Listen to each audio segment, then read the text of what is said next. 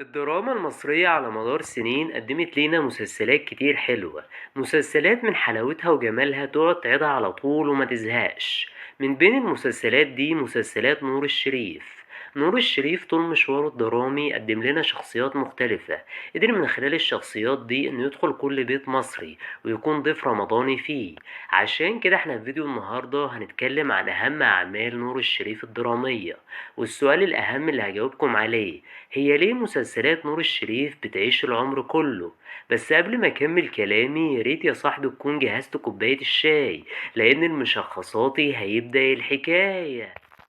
لازم نبدأ الحكاية بمسلسل أنا أعيش في جلباب أبي، اللي فيه ناس كتير بتعتبره ذرة أعمال نور الشريف الدرامية. في المسلسل ده نور الشريف قدم لنا شخصية عبد الغفور البرعي، الراجل الفقير اللي بيجي من اللاشيء وبيشتغل عند الحاج سردينة. وبنشوف مع بعض طول أحداث المسلسل إزاي عبد الغفور وصل من القاع للقمة، وإزاي كون الثروة الكبيرة دي مع العلم إنه شخص مش متعلم. نجاح كبير حققه لنا أعيش في جلباب أبي في الشارع المصري، ولحد النهاردة المسلسل بيتعرض على القنوات المصرية، الناس لسه بتشوفه بنفس الشغف والحماس اللي كانوا بيشوفوه فيها في أول عرض. تيمة التاجر الغني نور الشريف بيقرر إنه يقدمها تاني لينا في مسلسل عائلة الحاج متولي. بس متولي ما كانش له في تجارة الخردة زي عبد الغفور، هو كان بيحب يتاجر في الملابس. انت يمكن تكون حبيت عبد الغفور البرعي وشايفه نموذج شبه مثالي، لكن مع متولي انت هتحس بالعكس. متولي شخص طماع واناني. طمع متولي ظهر لما كان بيتجوز كل مرة بغرض المصلحة، وانانيته ظهرت اكتر لما بص لسميرة، البنت اللي ابنه سعيد كان بيحبها وعايز يتجوزها. وبسبب كده متولي عقد ابنه سعيد. واضح ان الاستاذ نور الشريف كان مستقصد ابنه في كل مسلسل بيعمله. في كل ده متولي ما كانش عنده اي عاطفة ناحية زوجاته، هو ما كانش بيحب غير نفسه وبس. وثروته ما كونهاش من تعبه ومجهوده زي عبد الغفور، ده كونها من جوازاته. تيمة التاجر الغني بيقرر نور الشريف إنه يقدمها لتالت مرة في سنة 2002 بمسلسل العطار والسبع بنات. بس المرة دي حدوتة التاجر الغني بتتقدم بشكل مختلف شوية. في المسلسل بنشوف الحاج صالح العطار اللي مراته ما بتخلفش بقالها 20 سنة، وعشان يخلف بيضطر إنه يتجوز من الخدامة عشان تجيب له العيل اللي هو نفسه فيه. وبالصدفة أول لما بتحمل الخدامة مراته هي كمان بتحمل، وهنا بيحصل الصراع بين الإخوات عبد الرحمن وسيف. المسلسلات التلاتة دول بالنسبة لي التوب 3 لأحسن أعمال درامية قدمهم نور الشريف طول مشواره الدرامي. الأعمال دي مش بس متشابهة في تيمة التاجر الغني، دي كمان متشابهة في الشخصيات المكتوبة. وده شيء طبيعي لأن اللي كتب لنا أعيش في جلباب أبي والحاج متولي والعطار والسبع بنات هو الكاتب مصطفى محرم، اللي قدر بقلمه المبدع إنه يقدم لنا دراما مصرية أصيلة من حلاوتها وجمالها صعب على أي كاتب إنه يقدمها بعده. وفي سنة 2006 نور الشريف بيقدم لنا مسلسل حضرة المتهم أبي. في المسلسل ده نور الشريف قدم لنا شخصية مختلفة عن كل الشخصيات اللي قدمها قبل كده في مسلسلاته. في المسلسل شفنا شخصية عبد الحميد دراز مدرس اللغة العربية، اللي في يوم وليلة حياته كلها بتتشقلب لما ابنه بيتضرب من 3 شباب معاه في الجامعة بالحزام. والحادثة دي بتكون هي الشرارة اللي بتتفجر من خلالها أحداث حضرة المتهم أبي وبتوصل للذروة. وطول المسلسل بنشوف صراع فكري ما بين الأب والابن.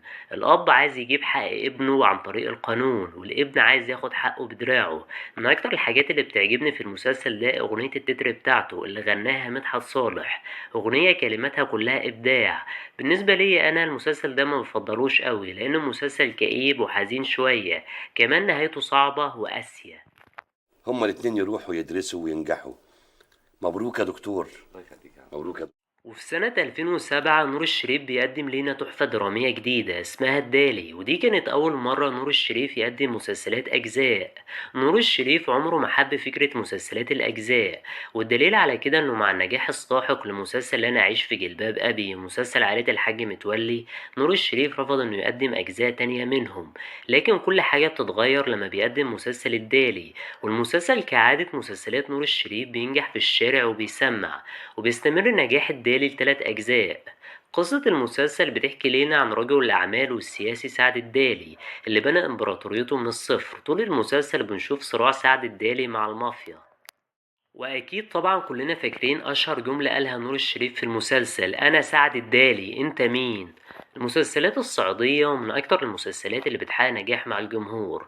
النوعية دي الدراما المصرية قدمت منها تجارب قوية زي ذئاب الجبل والضوء الشارد وغيرها من الأعمال.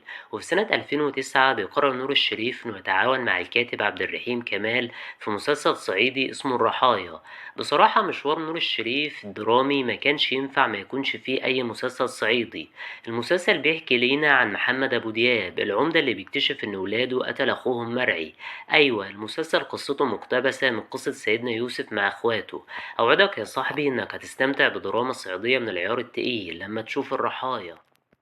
نور الشريف كان له نصيب قوي من الأعمال التاريخية. الأعمال التاريخية مش سهلة على أي ممثل إنه يقدمها، خصوصا الأعمال دي ما بتكونش بس صعبة على مستوى التنفيذ والإخراج، دي كمان بتكون صعبة على مستوى التمثيل.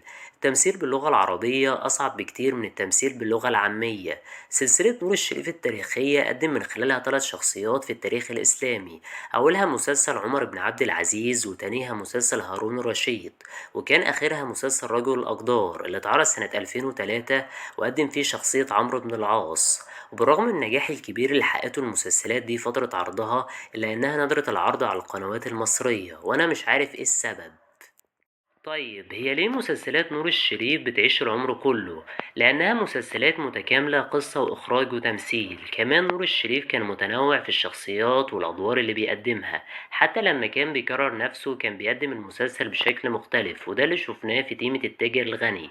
وفي نهاية الفيديو حابب أعرف رأيكم في التعليقات، إيه أكتر مسلسل بتحبوه لنور الشريف؟ مستني رأيكم. لو عجبكم الفيديو دوسوا لايك واشتركوا في القناة، وياريت كمان تفعلوا زر الإشعارات عشان يوصلكم كل جديد. لحد ما خدت الخيبة الكبيرة دي، ودلوقتي وتعبت عشان ارد جميل من جمايلك.